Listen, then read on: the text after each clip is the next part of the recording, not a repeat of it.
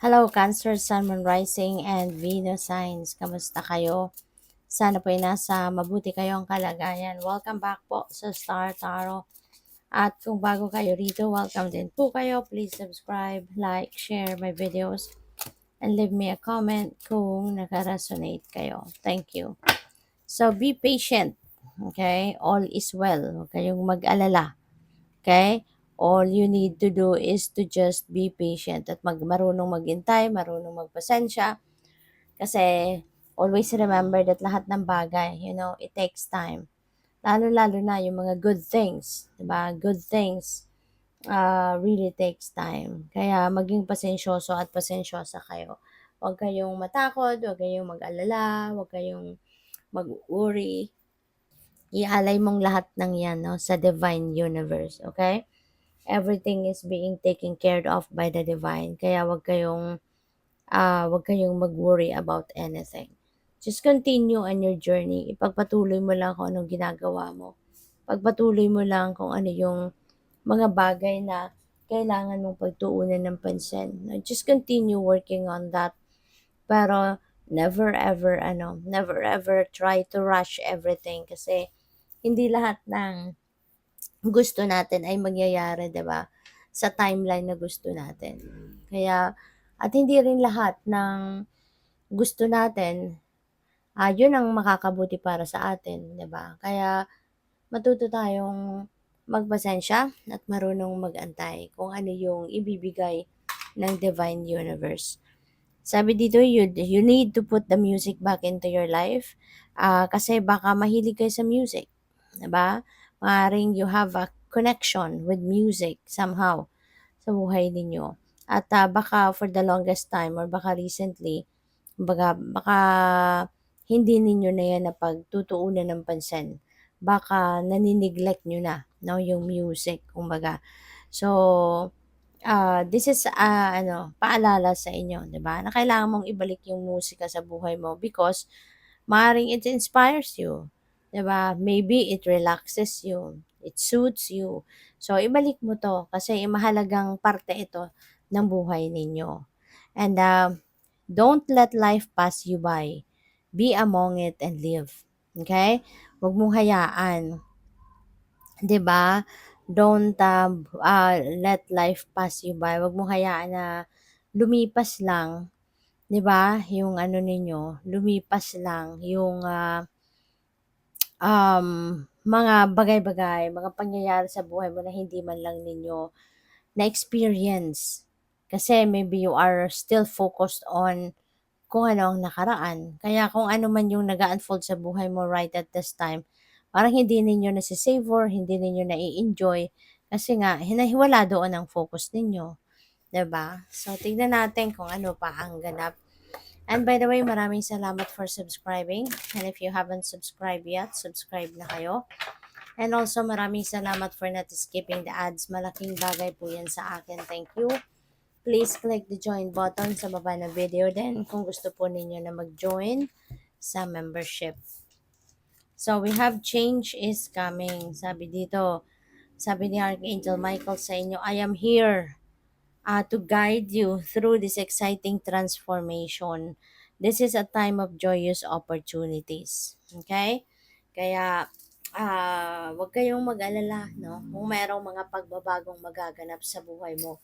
Kasi, nandiyan dyan si Archangel Michael.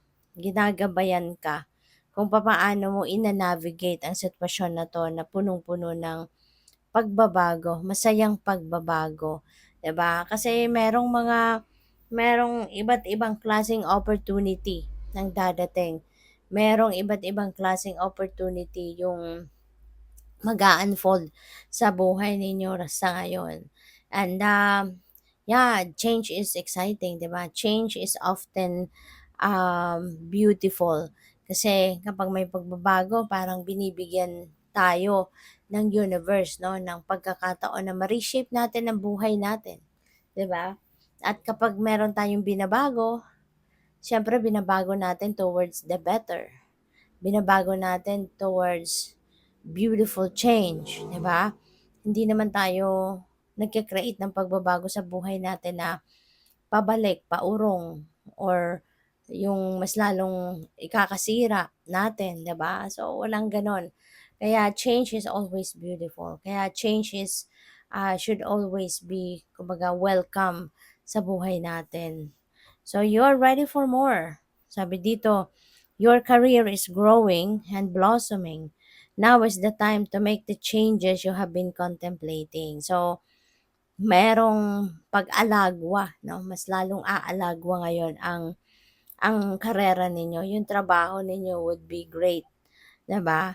So, maaari din na marami pa kayong gustong gawin sa career ninyo or maaaring pang marami pa kayong magagandang twist kumbaga na gusto mong gawin, 'no? At, i-create sa buhay ninyo related sa inyong career or trabaho.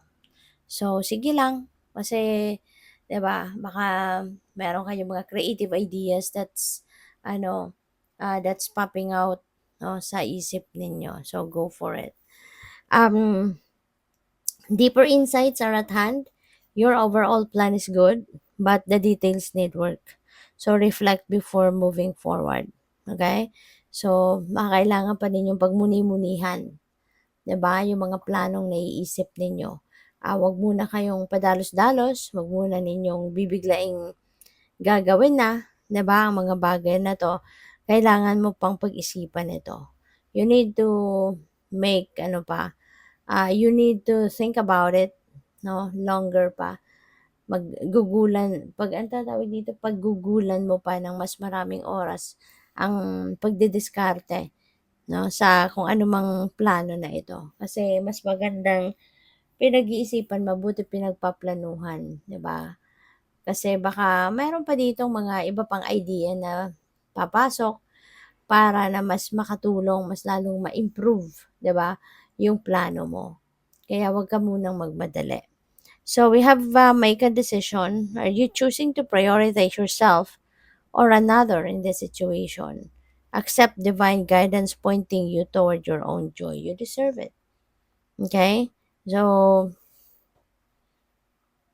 siguro naman, 'di ba? Baka nalilito pa kayo sa kung anong desisyon na gagawin ninyo. Pero parang sooner, mas maganda na pag-isipan ninyo agad kung ano yung magiging desisyon ninyo rito sa bagay na ito. Kasi the longer na mas lalo ninyong papatagalin yung paggagawa ng desisyon na 'to, baka mas lalo pang maging complicated, 'no? Kaya you're still going to make that decision anyways. So, gawin niyo na. Wag ka nang magpatumpik-tumpik pa. Wag ka nang mag-antay ng mas matagal pang panahon kung lalo-lalo na kung alam niyo naman na kung ano yung gagawin ninyo, kung ano yung desisyon ninyo. So, wag na ninyong i-delay. So, good luck sa'yo. Thank you for watching. Love and light. Namaste.